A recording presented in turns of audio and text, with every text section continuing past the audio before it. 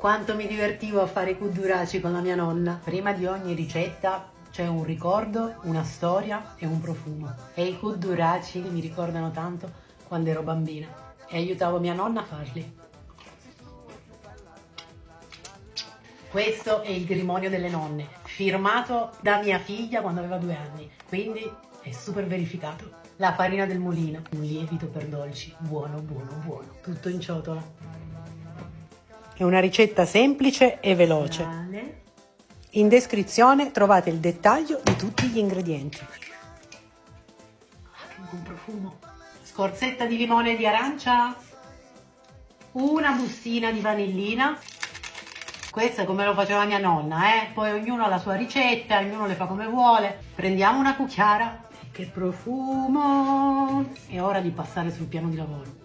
Se è un po' appiccicosa aiutatevi con la farina, non troppa però. Ecco pronta!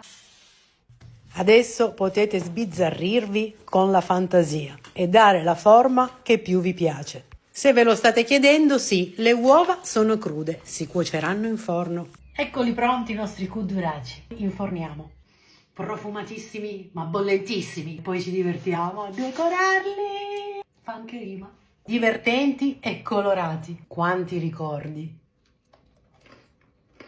Troppo buoni. E buona Pasqua a tutti.